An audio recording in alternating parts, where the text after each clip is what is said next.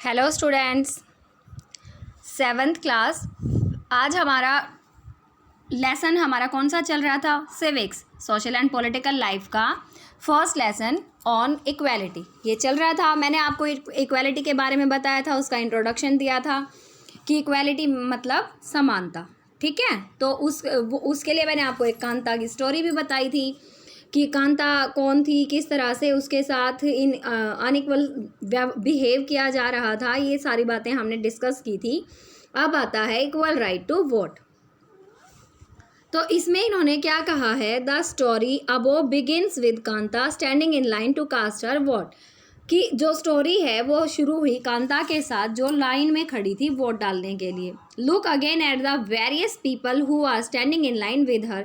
तो दोबारा से देखो उस लाइन में कितने लोग खड़े थे, अलग अलग तरह के। कांता रिकॉग्नाइज हर एम्प्लॉयर। कांता ने अपने एम्प्लॉयर जिसने उसको जॉब दे रखी थी, अपने मालिक को पहचान लिया, अशोक जैन एंड छोटे लाल। और छोटे लाल जो कि उसका पड़ोसी था उसको भी पहचान लिया।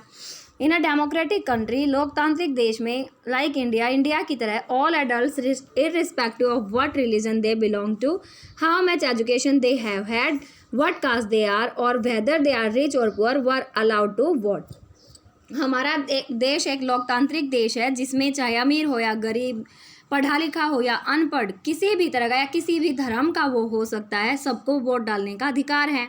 This as you have already read in the class 6 book is called universal adult franchise, जो कि हमने क्लास 6 में भी पढ़ा था। इसको हम बोलते हैं यूनिवर्सल एडल्ट फ्रेंचाइज, मतलब सार्वभौमिक मताधिकार, मतलब हर किसी को वोट डालने का अधिकार है। And is an essential aspect of all democracies, और सभी लोकतंत्रों का ये महत्वपूर्ण तथ्य है। The idea of universal adult franchise is based on the, जो यूनिवर्सल एडल्ट फ्रेंचाइज का आइडिया है, सार्वभौमिक मताधिकार का जो विचार है, ये आधारित है समानता पर, इक्वालिटी पर।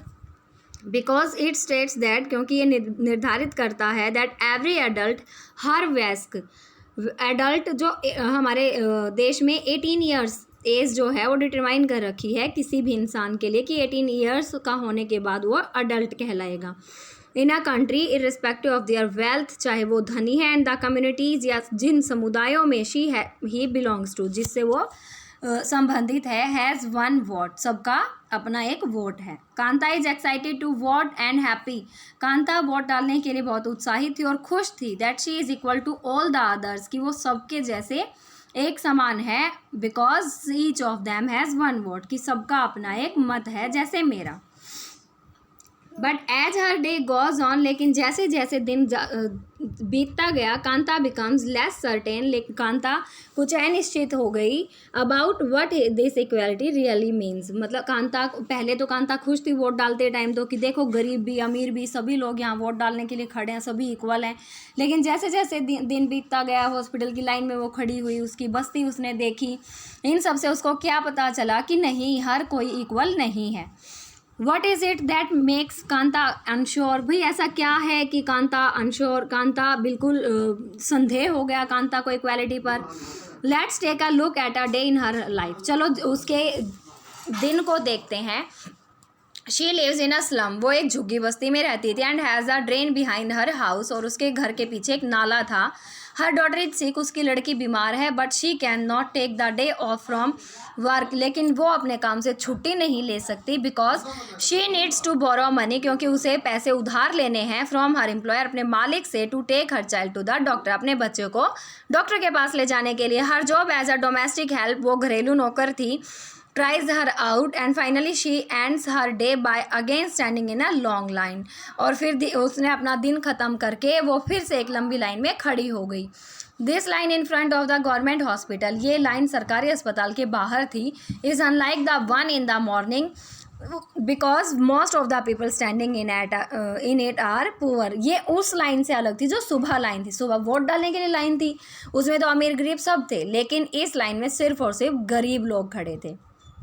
ओके, तो यहाँ भी इक्वालिटी के बारे में आपको पता चला। इसी वजह से कांता अनश्योर हो गई इक्वालिटी को लेकर। फिर आता है अदर काइंड्स ऑफ इक्वालिटी।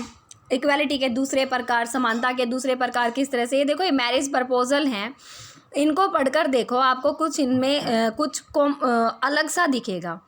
क्या दिखेगा, ये देखो यहाँ इन्होंने बोला circle the reference to caste in the matrimonial advertisements given above, कि इनको सर्कल करो, क्या इनमें कास्ट की बात हुई है यहाँ देखो ये ब्राह्मण के बारे में जो बातें हुई है ना। इसी तरह से यहाँ देखो SC ST, इस तरह से कास्ट, यहाँ इस बात को आप ध्यान रखना, अब आगे जब हम पढ़ेंगे तब इसकी आपको ज़रूरत पड़ेगी। Kanta is one of many people who live in democratic India. Kanta भी उन्हीं बहुत सारे लोगों में से थी जो लोकतांत्रिक भारत में रहते हैं, and who have the right to vote, और जिनके पास वोट डालने का अधिकार है, बट हुज डेली लिविंग, लेकिन उनका दैनिक जीवन, एंड वर्किंग, और उनका वर्किंग कंडीशंस और उनके काम करने की परिस्थितियाँ आर फार फ्रॉम इक्वल, फार होता है दूर, वो समानता से बहुत दूर हैं। अपार्ट फ्रॉम बीइंग पुअर, गरीब बनने से अच्छा, पीपल इन इंडिया, भारत के लोग experience inequality in different ways, अलग अलग तरीक़ों से असमानता को, इनइक्वालिटी होता है असमानता को, का अनुभव करते हैं। Let us see what this means by reading the 2 stories given below. चलो देखते हैं इसका मतलब क्या है, नीचे की 2 कहानियाँ पढ़ने के बाद इसको समझेंगे। Each of this is based on real incidents in people's lives.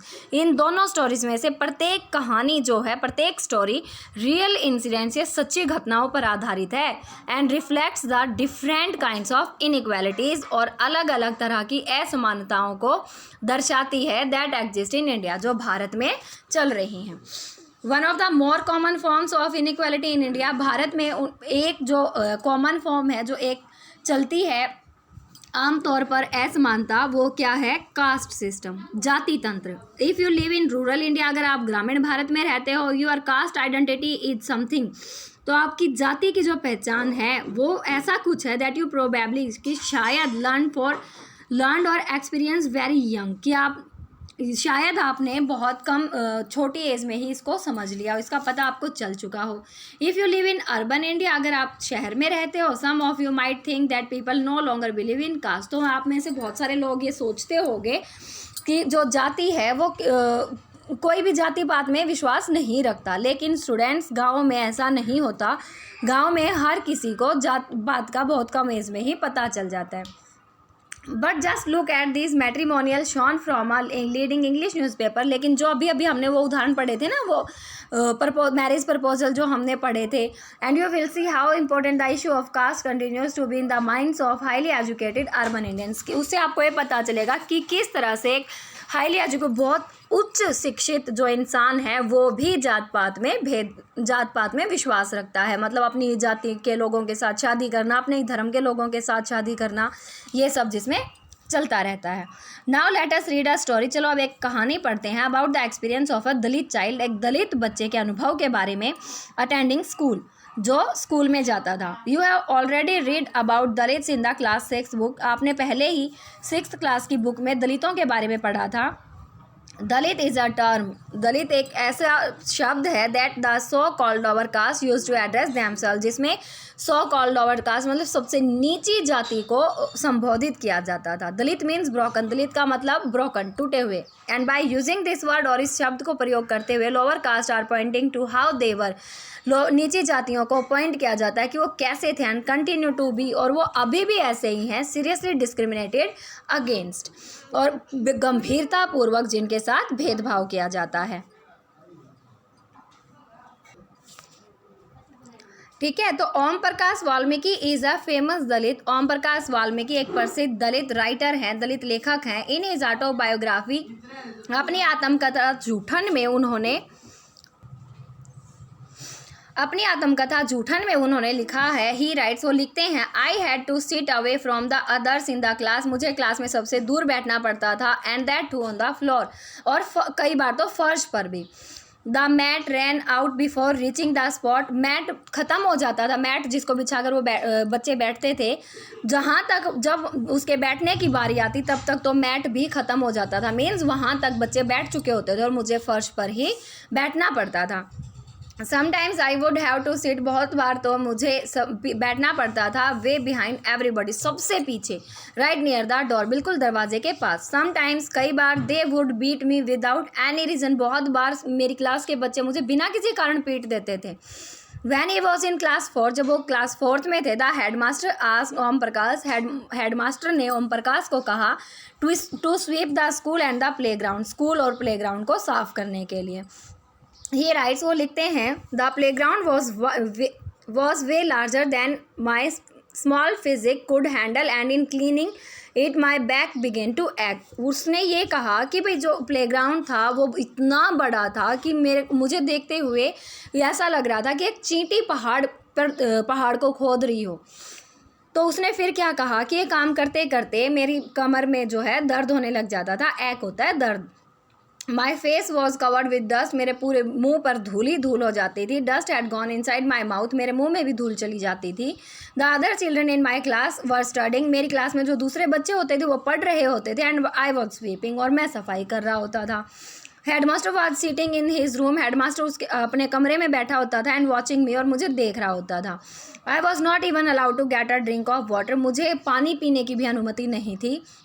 I swept the whole day, मैं पूरा दिन साफ करता था. From the doors windows of the school rooms, school के कमरों की खिड़की दरवाजे सब. The eyes of the teachers and the boys saw this spectacle, और जो टीचर्स और बॉयज़ होते थे वो मुझे एक टक देखते रहते थे. Om Prakash was made to sweep the school and the playground for the next couple of days.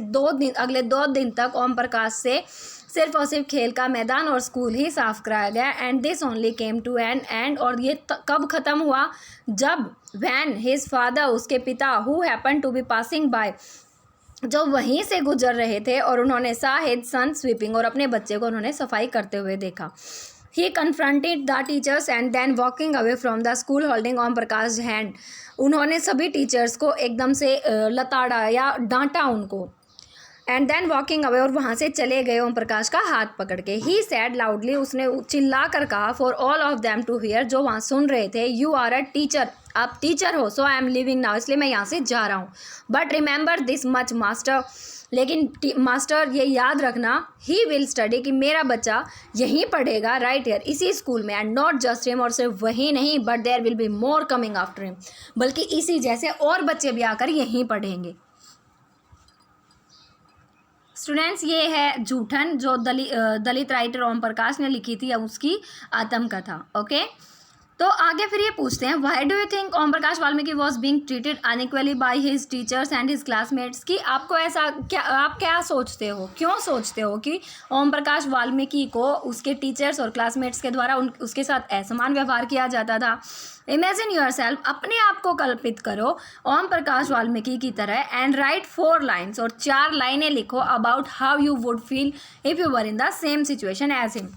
तो आपको 4 लाइन लिखनी है. अगर आप ओम प्रकाश की सिचुएशन में होते तो आप कैसा सोचते, उसके बारे में 4 लाइन लिखनी है. यह आपका होमवर्क भी है. Okay, why do you think the Ansaris were being treated unequally, आप क्यों सोचते हो कि अंसारीज जो थे वो भी असमान रूप से व्यवहार किया गया उनके साथ.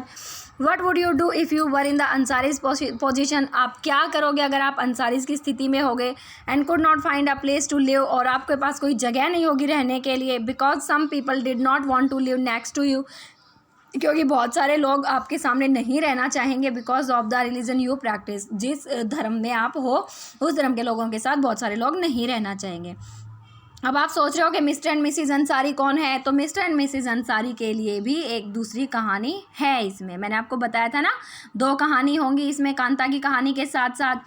तो वो क्या है, the second story is based on an incident that took place in one of India's larger cities and is common practice in most of parts of the country. जो दूसरी कहानी है ये भी एक सच्ची घटना है जो इंडिया के बड़े शहरों में हुई थी, और ये आम बन चुकी है देश के बहुत सारे भागों में. ये कहानी है मिस्टर और मिसिज अंसारी के बारे में, who were looking to rent an apartment in the city, जो शहर में एक घर लेना चाहते थे रहने के लिए, किराए पर एक कमरा लेना चाहते थे. दे हैड द मनी, उनके पास पैसे थे. And so paying the rent was no problem, और उनके लिए किराया चुकाना कोई बड़ी समस्या नहीं थी. They went to a property dealer, वो एक प्रॉपर्टी डीलर के पास गए for help to find a place, ताकि वो उनके लिए जगह ढूंढ सकें. The dealer inform them, dealer ने उनको सूचित किया that he knew about quite a few apartments, कि वो कुछ घरों के बारे में जानते हैं, that were available for rent, जो किराए के लिए उपलब्ध हैं. They visited the first apartment, वो पहले घर में गए, and the Ansaris like it very much, Ansaris को बहुत पसंद आया, and decided to take it, और उन्होंने फैसला किया ये लेने के लिए। हाउएवर, जबकि when the land lady found out their names, जब लैंड लेडी मकान मालकिन को जब ये पता चला, उनके नामों के बारे में पता चला, शी मेड एन एक्सक्यूज, तो उसने बहाना बनाया about how she could not rent the house to someone who ate meat because the building did not have any non vegetarian resident. So उसने बहाना बनाया कि वो उन लोगों को, ऐसे लोगों को घर नहीं दे सकती जो मांस मीट खाते हों, क्योंकि बिल्डिंग में कोई भी मांसाहारी नहीं रहता। Both the Ansaris and the property dealer were surprise, property dealer भी और अंसारीज भी दोनों ही हैरान हो गए टू हियर दिस, ये सुनकर, because they could smell fish, क्योंकि उन्हें मछली की महक आ रही थी, being cooked in the neighbours house, पड़ोसी के घर में जो बन रही थी। The same excuse was repeated in the second, यही बहाना दूसरे घर में हुआ, एंड द थर्ड अपार्टमेंट्स, और तीसरे घर में भी यही बहाना बनाया गया। फाइनली आखिर में the property dealer told them, property dealer ने उनको बताया that they might want to change their names, कि आप लोगों को अपने नाम बदलने होंगे, एंड कॉल देमसेल्व्स, और अपने आप को आप मिस्टर एंड मिसिस कुमार बना लो। The Ansaris were reluctant to do this, जो अंसारीज थे वो बहुत हिचकिचाए ऐसा करते हुए, एंड डिसाइडेड, और फैसला किया टू लुक सम मोर, और भी घर देखने का। इन द एंड आखिर में took a whole month of looking at apartments before they found a landlady who was willing to give them a place और रेंट, जो एक ऐसी मकान मालकिन मिली जो उनको अपना घर देने के, किराए पर घर देने के लिए राजी हो गई। तो स्टूडेंट्स, आपको पता चला कि किस तरह से इनको रिलीजन के आधार पर इनसे भेदभाव किया जाता था, क्योंकि मुस्लिम्स थे और कोई भी हिंदू इनको अपना अपार्टमेंट नहीं देना चाहता था। तो अब आपका होमवर्क क्या है, जितना मैंने पढ़ा है उसको रीड करना, और साथ में जो 2 स्टोरीज़ आपने पढ़ी इनके बारे में, कि अगर आप ओम प्रकाश की जगह होते तो आपको कैसा फील होता, 4 लाइनें इसके बारे में लिखनी है, और अगर आप अंसारीज़ की जगह होते तो आप कैसा फील करते, ये सब आपको लिखना है। ओके, तो मिलते हैं नेक्स्ट वीडियो में नेक्स्ट टॉपिक के साथ, जो हमारा क्या रहेगा next topic, recognising dignity. Okay, तब तक बाय।